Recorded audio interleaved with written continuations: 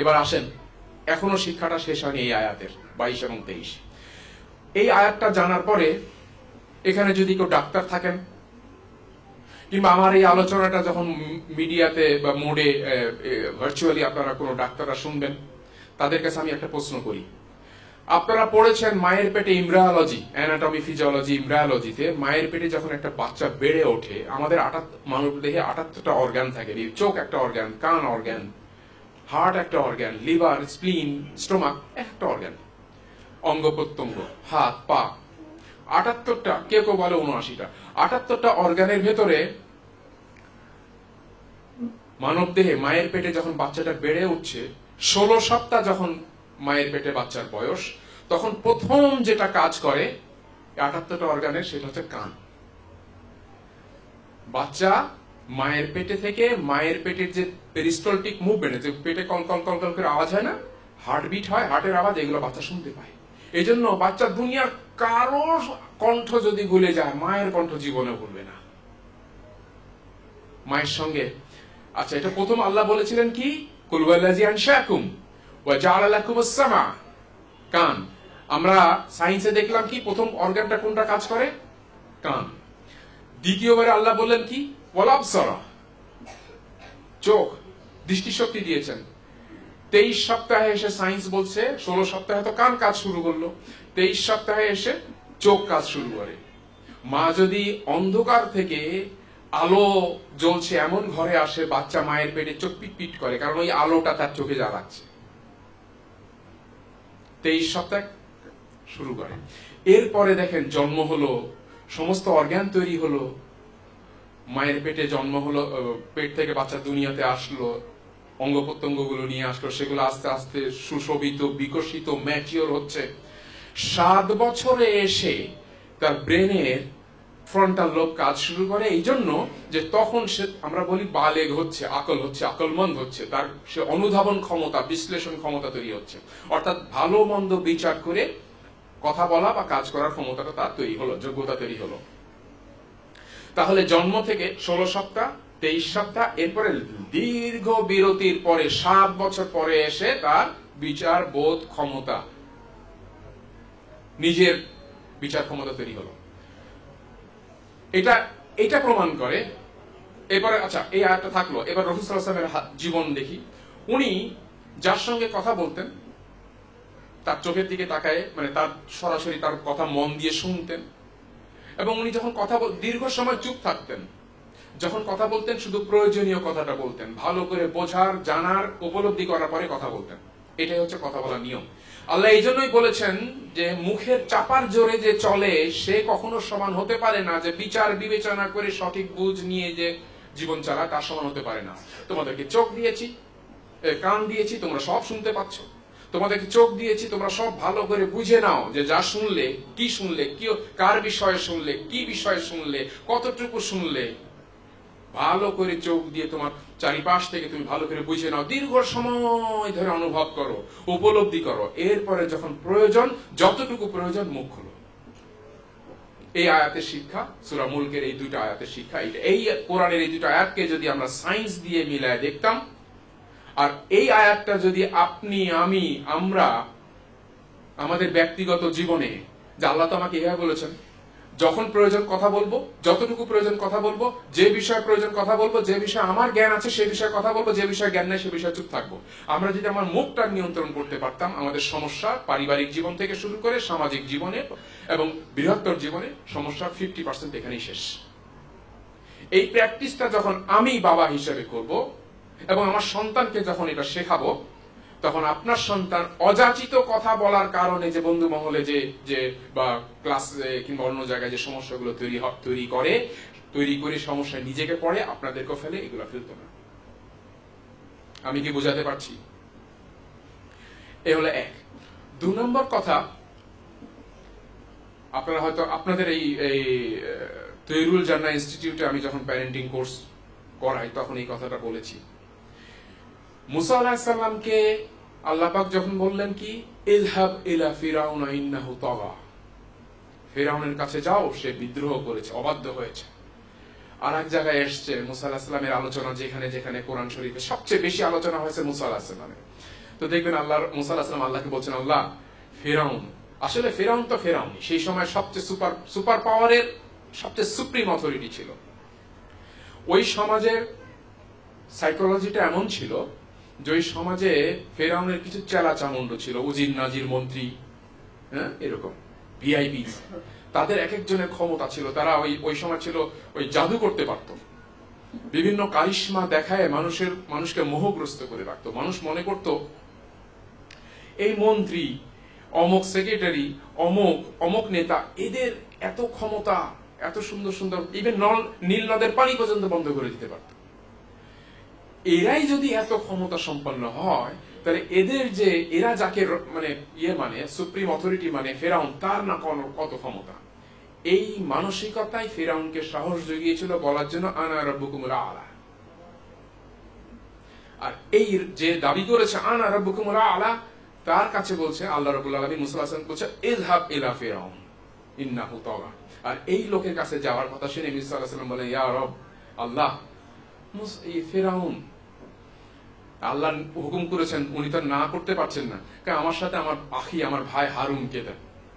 হারুন হলো কারণ তার কথার বাগ্যিতা, কৌশলে কথা বলা, কথার মাধ্যমে, কথার পাল্টা কথা দিয়ে কথার মাধ্যমে উপকার করার যোগ্যতা তার ছিল, যেটা মুসা আলাইহিস সালাম মনে করেছেন যে আমার চাইতে তার যোগ্যতা বেশি, এবং আল্লাহ রাব্বুল আলামিন এটা কবুলও করেছেন, দিয়েছেন তাকে।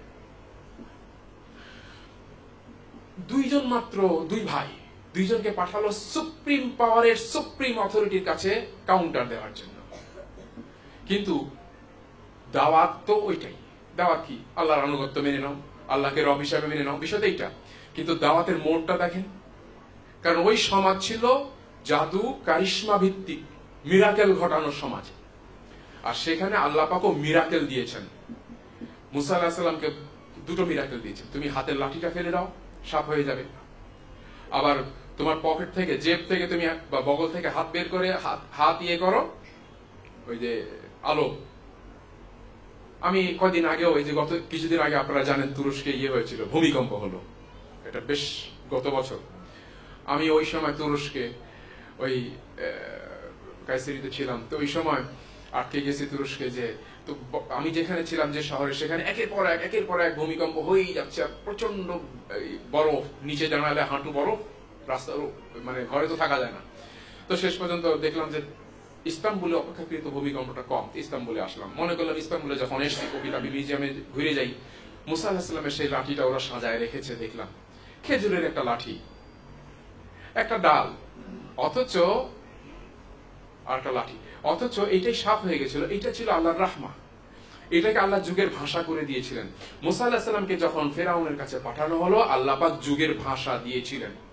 যুগের ভাষাটা হচ্ছে দুটো, একটা হচ্ছে মুসা আলাইহিস সালাম কারিশমা দেখালেন, লাঠি ফেলে দিলেন, হাত বের করলেন তার বগল থেকে, আলো হয়ে গেল। তখন ইভেন ফেরাউনের জাদুকররা পর্যন্ত সেজদায় পড়ে গেল। কুরআন আমাদের সম্মুখে সে ঘটনা স্পষ্ট করে বলেছে। আর কথোপকথনে হারুন আলাইহিস সালাম ছিলেন বাগ্যিতায়, যার সাথে কথায় পারা যেত না।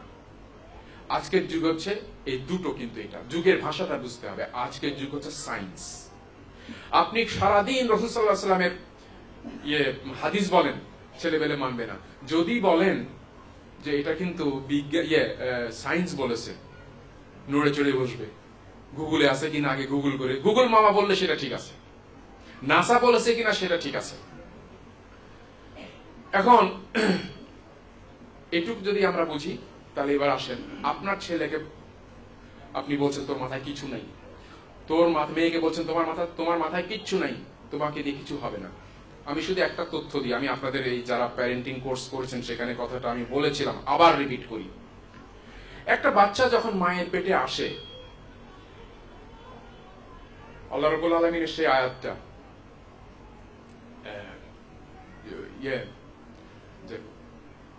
সূরা আনকাবুতের কত নম্বর আয়াত, এটা 21 না কত জন, সরি আমার এই মুহূর্তে না, ইব্রাহিমের।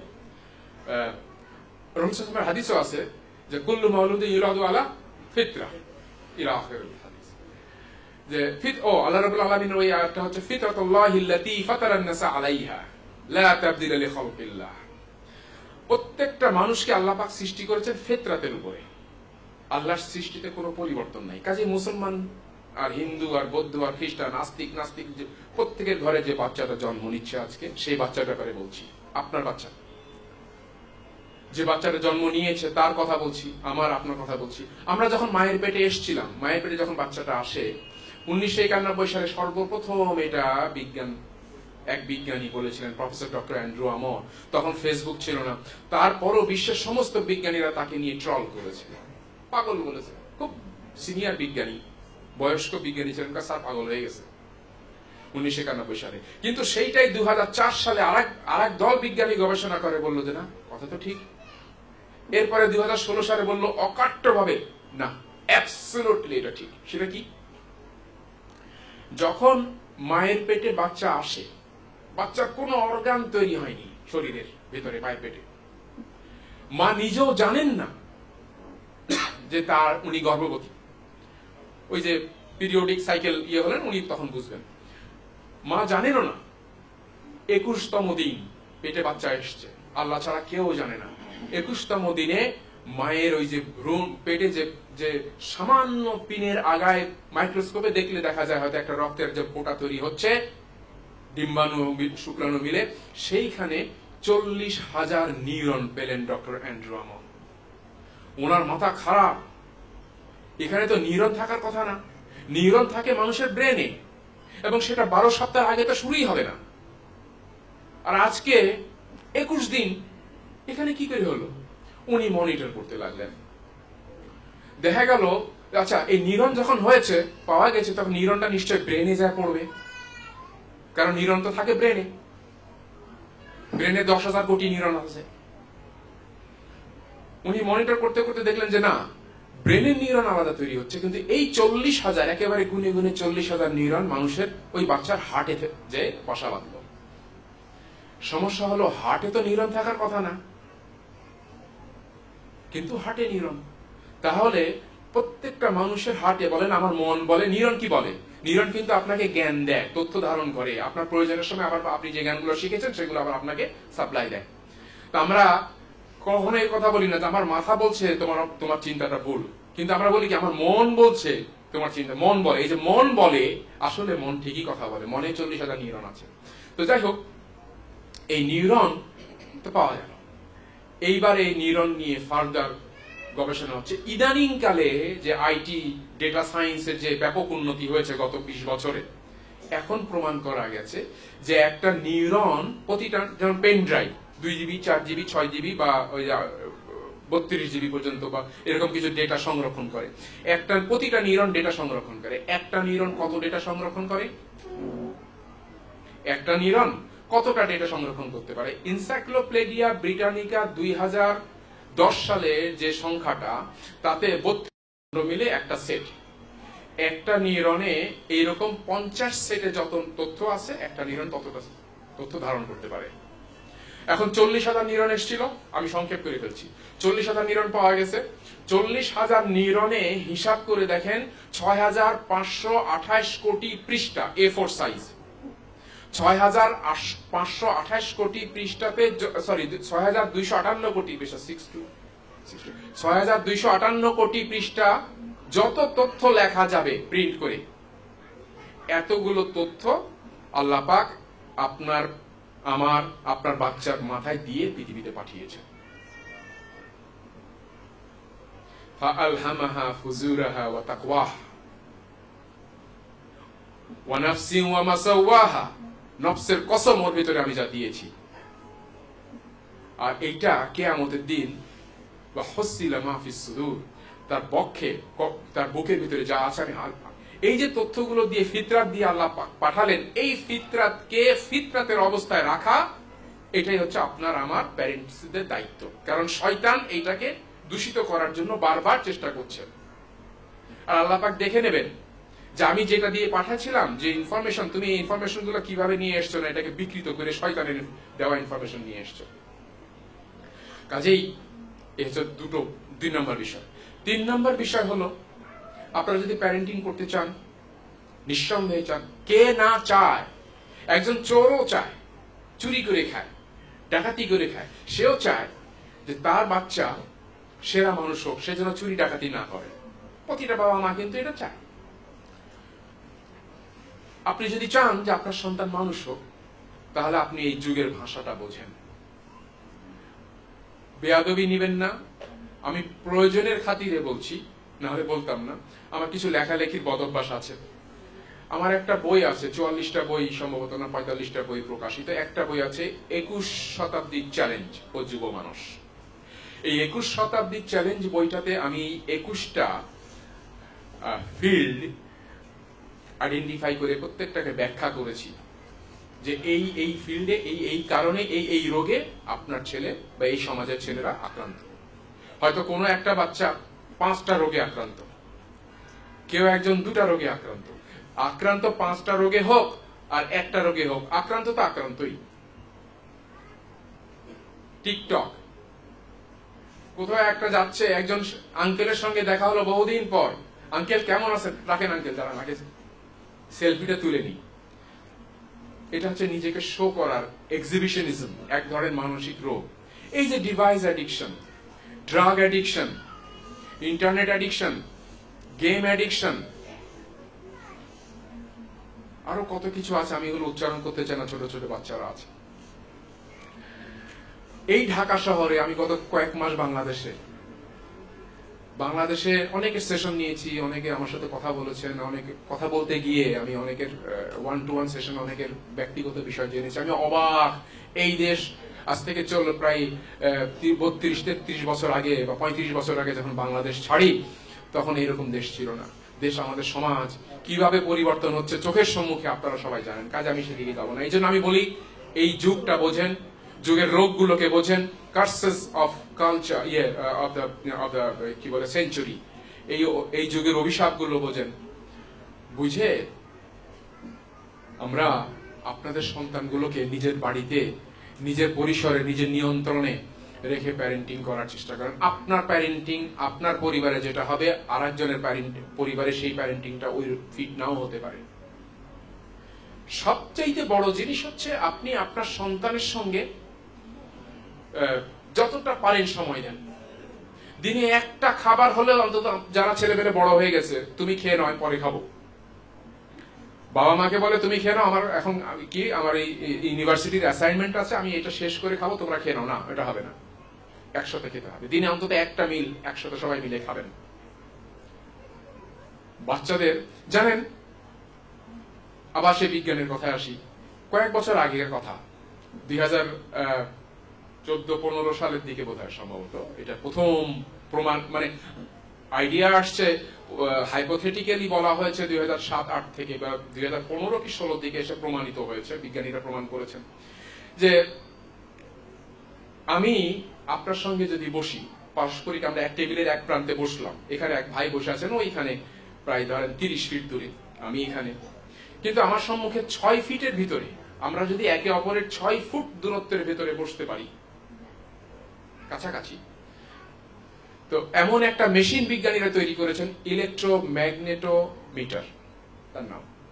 এই মেশিন দিয়ে, অবাক করা মেশিন, এই মেশিন দিয়ে মাপা যায় আমি আপনার সম্মুখে 6 ফুটের ভিতরে বসেছি, আপনি আমাকে মুখে হ্যাঁ ভাই কেমন আছেন, জি আপনাকে অনেকদিন পরে দেখে ভালো লাগলো, কিন্তু মনে মনে গাল দিচ্ছেন, মনে মনে আপনি চিন্তা করছেন লোকটা কখন উঠবে, বেটা বক বক করেই যাচ্ছে।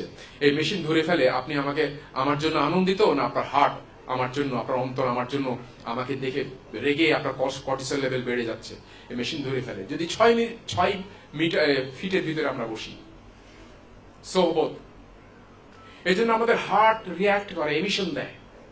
আপনার সন্তানকে আপনি সামনে নিয়ে বসেন, 6 ফিটের ভিতরে নিয়ে বসেন, কোনো কথা বলা লাগবে না, আপনি কিচ্ছু বললেন না, কিন্তু আপনার হার্ট, সন্তানের জন্য দোয়া করতে থাকেন, আপনার হার্ট, এই হার্টের এই দোয়া, এই এমিশনটা আপনার বাচ্চা তার জন্য উপকারী হবে, সে চেঞ্জ হতে থাকবে, বরফ গলতে থাকবে ভেতরে ভেতরে, আপনি টেরও পাবেন না, আপনি টের পাবেন তার আচরণে, তার কথাবার্তায়।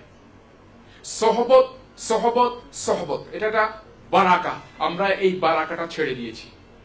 বাচ্চা বাড়িতে থাকে, ঘরে থাকে, দিনের বেলা 10টা 11টা 12টা, দুপুরে 1টা 1:30টা 2টা, তখনও দরজা বন্ধ করে দিয়ে ভেতরে এসে ব্যস্ত, বাবা মার সম্মুখে বসতে চায় না। এই সোহবতটা মেনটেন করেন। 3। 4 নম্বর কথা হচ্ছে, আমি আল্লাহর ওয়াস্তে বলছি এই যুগ হলো তথ্য উপাত্তের যুগ। এই জন্য আপনার বাড়িতে ওই যে বাচ্চা মেয়েটা বাচ্চা ছেলেটা যার 2 বছর বয়স, ওর খেলা যদি শুরু হয় খেলতে খেলতে, তাহলে বাড়িতে আপনি না পড়তে চান, আপনার সাবজেক্ট ভালো না, পছন্দ নেই এই সাবজেক্টে, তারপরও বাড়িতে ওই যে নীলক্ষেত খিলক্ষেত ওই কোথায় কোথায় বই পাওয়া যায়, পুরনো বই কিনে নিয়ে এসে হলো রাখেন, বই রাখেন। ট্যাকটাইল স্টিমুলেশন বলে একটা কথা আছে, ভিজুয়াল স্টিমুলেশন বলে আর একটা কথা আছে সাইকোলজিতে। বাচ্চা ছোটকালে জন্মের চোখ খুলে তার বোঝার বয়স থেকে সে বই শিখুক, বই ধরতে শিখুক, টাচ করতে শিখুক, সে বইয়ের ভেতরে আনন্দ খুঁজে পাক। আজকের যুগ, আপনার বাচ্চা সাহিত্য দ্বারা, একটা বড় অংশ আমাদের সমাজ সাহিত্যের দ্বারা বিপথে চলে যাচ্ছে। আপনি সাহিত্যের দিকে আপনার বাচ্চাকে ঝুঁকায় রাখেন। আপনি যদি আপনার বাচ্চাকে সাহিত্যের সাথে অ্যাটাচ না করেন, কেউ একজন করবে, সেই সাহিত্য নষ্ট সাহিত্য। আপনার বাচ্চা আজকে সাহিত্য পড়তে ভালোবাসছে না, কিন্তু যখন ইউনিভার্সিটিতে কলেজে উঠবে তখন দেখবেন এই সাহিত্য। আমরা ছোটকালে, আমার আম্মা তো মাশাআল্লাহ, আমার আব্বা রাগ দেখাতেন চোখ গরম করে, আর আমার মা চোখ গরম করার আগে আমি বুঝতেও পারতাম না ওনার হাত চলে আসছে আমার, মানে আমি সেই দিন আমার আম্মাকে বললাম, আমার আম্মা বলেন কি কিছু মনে করেন না, আমার আম্মা বলছেন কি তোমার চুল কাট, গরমে চুল কাটো না কেন? তা আমি বললাম যে আম্মা তো প্রায় 6-7-8 বছর হয়ে গেছে উনি বিছানায় পড়ে আছেন, কথা বলতে পারেন, উনি প্যারালাইজড হয়ে গেছেন। তো আম্মাকে যতটা হাসানো যায় এই বয়সে, 87 বছর বয়স, যতটা হাসানো যায়, তা আমি ওনার সম্মুখে বসে, আম্মা চুল তো কাটতে চাই, কিন্তু নাপিত যে কানে হাত দেয়। কেন কানে হাত? তো অসুবিধা কি তোমার? কানে ব্যথা? আমার আম্মা চিন্তা করে, ব্যথা কি হয়েছে তোমার কানে? আম্মা ওই যে ছোটকালে কান মলে দিয়েছিলেন না, সেই ব্যথা এখনো আছে। আমার আম্মা হেসে ফেলে। আমার বুড়ি মানুষ, স্ট্রোকে আক্রান্ত, ওনার দুনিয়া হচ্ছে বিছানা আর ছাদ, এই। উনি নিজে উঠে বসতেও পারেন না, উনি নিজে উঠে বসতেও পারেন না, ওনাকে তুলে বসায় দিতে হয়, খাওয়ায় দিতে হয়। রব্বিরহামহুমা কামা রাব্বায়ানি সাগীরা। তো আমার আম্মাকে সেদিন মন খারাপ, কিসে থেকে যেন মন খারাপ। তো বাড়িতে কাজের মানে আমাদের যে সাহায্যকারী আছেন উনি, মানে ওই ধরনের রুগী টানাও তো মুশকিল, তাদেরও তো একটু বিরক্তি ভাব আসে। তো উনি একটু নিজেকে মন খারাপ করে বসে আছেন, উনি রাগ। তা আমার ভাইয়ের আমার ছোট ভাই, সবার ছোট ভাই, তার সবার ছোট মেয়েটা এই 6-7-8 বছরের বয়স, তাকে আমি ডাকলাম, তাড়াতাড়ি আসো তো, তাড়াতাড়ি আসো। তো যখন এসছে তখন আমি বললাম যে তোমার দাদিকে দেখো। তো আমার আম্মা কি দেখবে, ও বালিশে হেলান দিয়ে বসে আছে, কি দেখবে এখন আমার? আপনি ওই যে আপনি যে রেগে আছেন না, এই রাগটা ধরে রাখেন। কেন?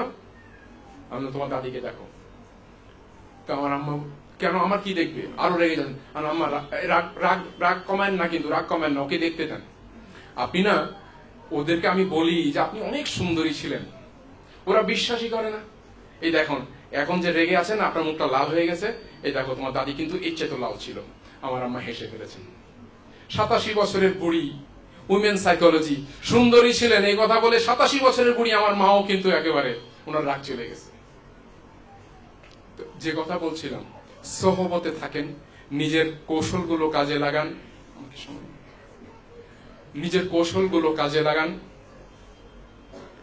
চেষ্টা করেন সোহবতে থাকার কারণে আপনার বাচ্চা যত বেশি সোহবত দিবেন, আপনি যত বেশি সোহবত দেওয়া মানে আপনি সময় দিচ্ছেন, সময় ইনভেস্ট করছেন, বিশ্বাস করেন আপনি সময়, এই ইনভেস্টটা ফেরত পাবেন বহুগুণে, বহুগুণে।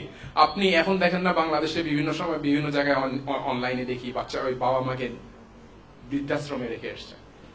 আমি মেন্টাল হসপিটালের ক্লিনিক্যাল ম্যানেজার, ডেপুটি ম্যানেজার ছিলাম 11 বছর, পরের 2 বছর ক্লিনিক্যাল ম্যানেজার। ইংল্যান্ডে অনেকগুলো হসপিটাল পরিচালনার সাথে আমি জড়িত ছিলাম যখন যে হসপিটালের দায়িত্ব নিয়েছি। আমি জানি এই বুড়োদের কান্না কি, আমি জানি এই বুড়োদের কান্না কি। বাংলাদেশে এটা শুরু হয়েছে। আমি আমার জীবনে বাংলাদেশে এই কালচারটা দেখে আমি কোনদিন কল্পনাও করিনি, কিন্তু আজকে সেটা হয়েছে। নার্সিং হোম হচ্ছে, বৃদ্ধাশ্রম হচ্ছে, কত চটকদার নাম। আপনি যদি নিজেকে দেখেন, মানুষ যখন বুড়ো হয় চারিদিক থেকে, যখন আমরা এই যে আজকের বয়সে আমরা চারিদিক ছুটে বেড়াচ্ছি। আমার মা 1954 সালে ওনার বিয়ে হয়েছিল। তারপরে উনি এখান থেকে শ্রীলঙ্কা গেছেন, শ্রীলঙ্কা থেকে পাকিস্তানের করাচিতে গেছেন। আমার আব্বা সারা দুনিয়া নেভিতে চাকরি করার সুবাদে ঘুরেছেন। আমার আম্মা আমাদেরকে মানুষ করেছেন দাপটের সঙ্গে। আমার আব্বা খুব রাগী ছিলেন, অথচ আমার আম্মার কাছে এসে উনি আউট অফ হিজ হিউমিলিটি, ভদ্রতার কারণে কখনো আমার আম্মার উপরে জোর করে কথা বলেননি। আমার আম্মার সুযোগটা নিয়েছেন। এটা না হলে হয় না। তো যাই হোক, যে কথা বলছিলাম, আপনি সময় স্পেয়ার করেন, আপনি যত বেশি সময় স্পেয়ার করবেন তত বেশি সময় আপনি রিটার্ন পাবেন বয়স ইয়েতে। আপনার যখন আপনি দুর্বল হয়ে সারা দুনিয়া হয়ে কি বলে সংকুচিত হতে হতে হতে আমার মায়ের মতো শুধু ওই 7 ফিট একটা খাটের উপরে আপনার দুনিয়া হয়ে যাবে, সংকুচিত হয়ে আসবে, তখন আপনি সময় পাবেন। আমার 5 ভাই বোন, আমার আলহামদুলিল্লাহ, আমি পৃথিবীর যেখানেই থাকি না কেন, আমার ভাই বোনরা পৃথিবীর যে প্রান্তে থাকুক না কেন, কেউ না কেউ আমরা নিজেদের মধ্যে প্ল্যান করে নিই, কেউ না কেউ আমার আম্মার সঙ্গে আছেন। আমার আম্মা তার 5 সন্তানের একজনকে বাদ দিয়ে আছেন এমন হয়নি গত 8 বছর, যেদিন থেকে উনি বিছানায় পড়েছেন। হ্যাঁ, ওনার অন্যান্য সন্তানরা মা তো মাই।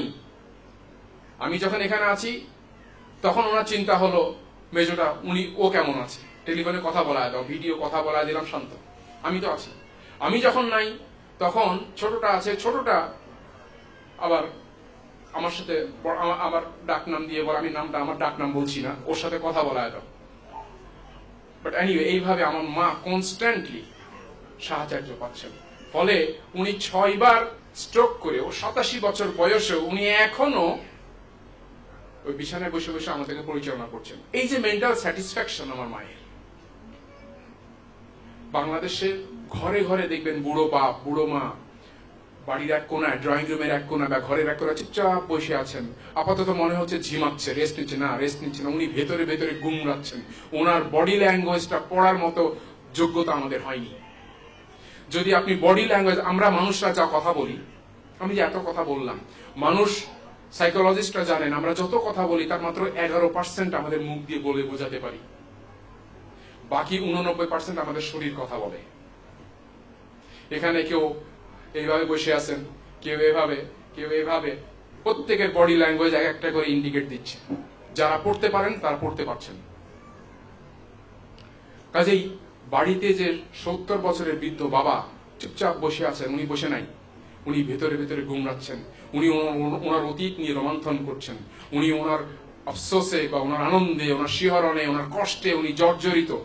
বাবা সন্তান বাবার কাছে যদি একটু বসতো, একটু সময় দিত, একটু কথা শুনতো, কথা শুনেতো, তাহলে ওনার এই রাতের ঘুম আর পেটের খিদাটা, পেটের যে না খাবার যে এগুলো সব দূর হয়ে যেত। শরীরের অর্ধেক সমস্যা ওইখানে দূর হয়ে যেত। এই জন্য সহবত দেন।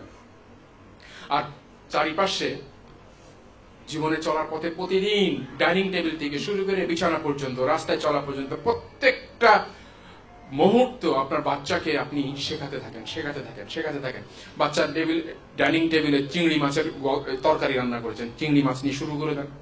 চিংড়ি মাছ কি করে, কিভাবে বাঁচে, চিংড়ি মাছ থেকে ওর শিক্ষা কি। রাস্তায় চলতে চলতে দেখছেন কুকুর, রাস্তায় একটা কুকুরের একটা দেখেছেন, কুকুর কিন্তু রাস্তায় চলতে চলতে চক্কর দেয়, ডানে বাঁয়ে চক্কর দেয়, দিয়ে গাছের গোড়া শোকে, দেয়াল শোকে দূরে এক জায়গায় দাঁড়ায়, তারপরে ও নিজের কাজটা সারে। এরকম করে দেখেছেন আপনারা। আমরা কেউ এই কথাটা খেয়াল করি না যে কুকুর মাটি শুকে, দেয়াল শুকে, গাছের গোড়া শুকে উত্তর আর দক্ষিণ মেরু খুঁজে বের করে। উত্তর আর দক্ষিণ মেরু খুঁজে বের করে কুকুর সেই মতো সেই দিকে উত্তর দক্ষিণ মেরুতে নিজের শরীর প্যারালাল করে নিয়ে এরপরে তার কাজটা সারে। কারণ পূর্ব পশ্চিম দিকে সে করতে পারবে না। আমরা এটা, এই প্রশ্নটা আমাদের মাথায় আসেও নি, আমরা চিন্তাও করি না। এখন এটা কেন হয়, এইটা নিয়ে বাচ্চার সাথে 2-4 দিন বাচ্চা তো আজকে কুকুরেরটা যখন আপনি বলছেন এবং সায়েন্স দিয়ে প্রমাণ করে দিচ্ছেন আপনি, তখন বাচ্চা কালকে মুরগি, হাঁস, ওর মনে তো হাজারো প্রশ্ন, ও সব খুঁজে বেড়াবে। ও নষ্ট হওয়ার, টিকটক করার, ওই যে কি বলে গ্যাং কালচারে যাওয়ার সময়ই সে পাবে না। বাচ্চাকে অকুপায় রাখেন, বিজি রাখেন। সম্মানিত ভাই ও বোনেরা, আমি অপ্রস্তুত অবস্থায় অনেক কথাই বলে ফেললাম, অগোছালো হলো, বিক্ষিপ্ত হলো, চেষ্টা করেছি যে আপনাদের চিন্তায় একটু নাড়া দেওয়ার। যদি নাড়া দিতে পারি তাহলে আমার সার্থকতা। আর আমার জ্ঞানের কমতির কারণে, আমার কথা বলার দুর্বলতার কারণে যদি আপনারা বুঝতে না পারেন, আমি ক্ষমা প্রার্থী।